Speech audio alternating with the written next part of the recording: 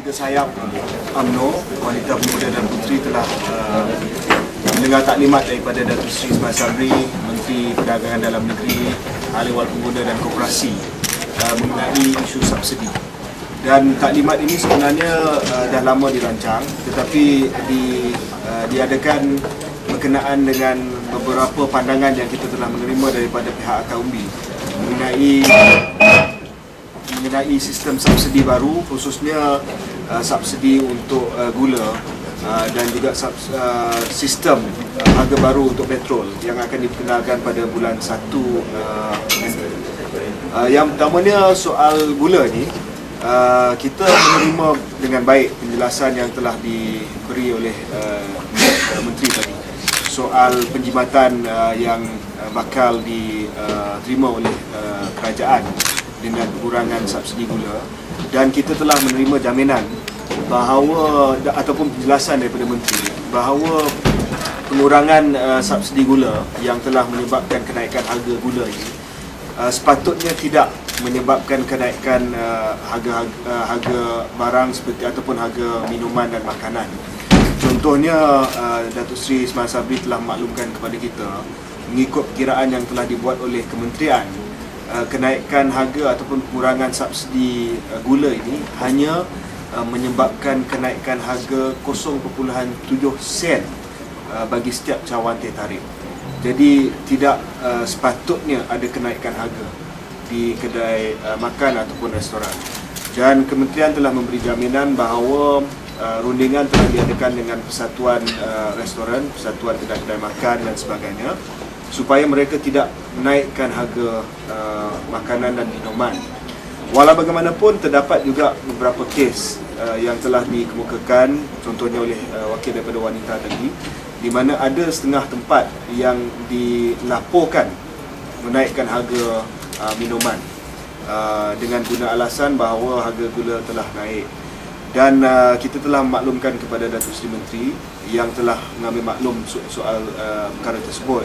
Dan kami juga sambut baik jaminan Menteri bahawa Akta Kawalan Harga ini akan dipinda pada bulan 3 akan datang dalam sesi Parlimen yang akan datang, supaya satu bahagian baru, iaitu anti-profiteering, bahagian mencegah keuntungan luar biasa, diperkenalkan. Sebab buat masa ni kita kerajaan tidak boleh mengambil tindakan kalau barang-barang yang tidak tersenarai dalam Akta Kawalan Harga itu dinaikkan. Contohnya teh tarik itu bukan barang yang dikawal, tersenarai dalam Akta Kawalan Harga. Dia cuma mengikut rundingan daripada kementerian dan juga persatuan kedai-kedai makan.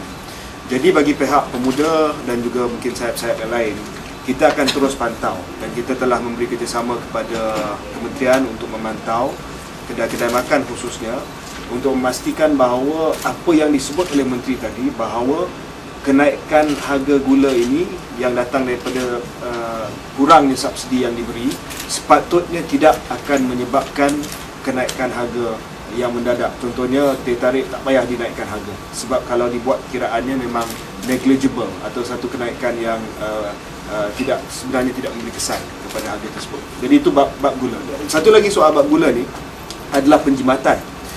Rakyat ingin tahu dengan penjimatan yang dapat didapati oleh kerajaan. Dulu kalau diikut perkiraan awal, kerajaan akan subsidikan 1.26 bilion ringgit pada tahun 2010 untuk gula sahaja.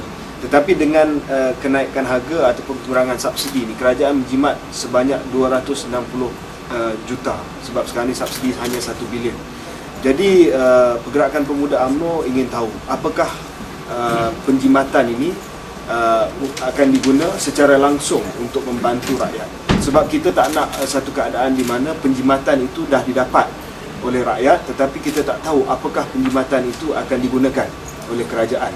Tujuan dia, apakah program, apakah projek pembangunan akan dibantu ataupun dibiayai dengan penjimatan tersebut. Jadi rakyat perlu dapat gambaran yang jelas penjimatan tersebut itu akan diguna untuk apa dan bagaimana.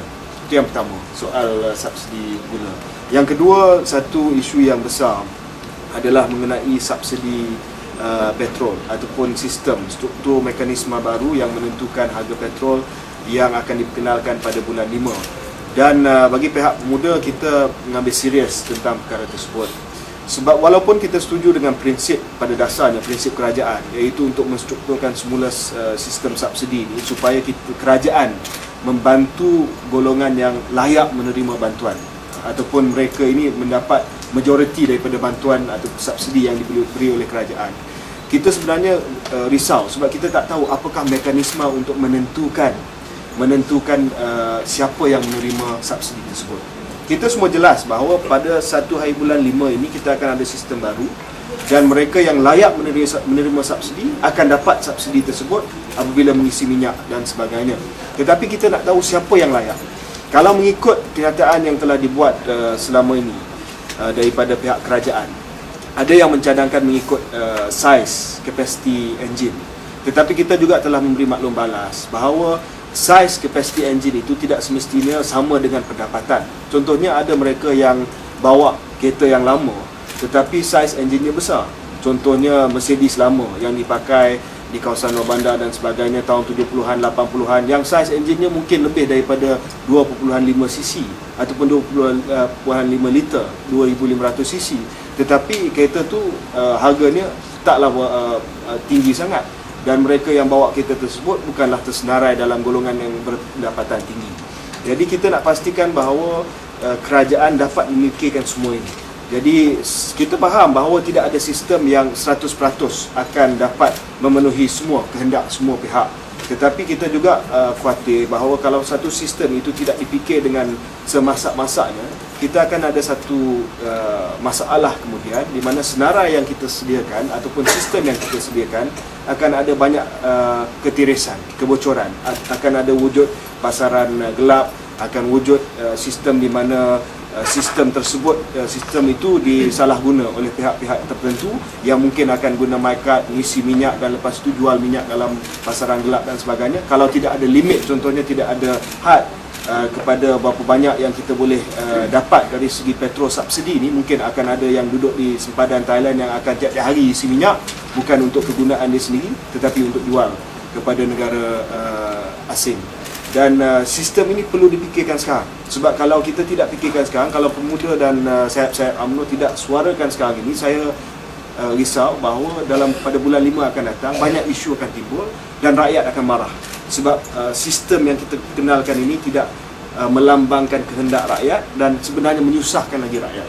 Dan kita buat masa ini tidak ada senarai yang lengkap. Contohnya senarai IKASih pun ada masalah dia juga. Kita nak cuba buat subsidi beras untuk rakyat subur pun ada masalah dengan sistem IKASih. Jadi kita sampaikan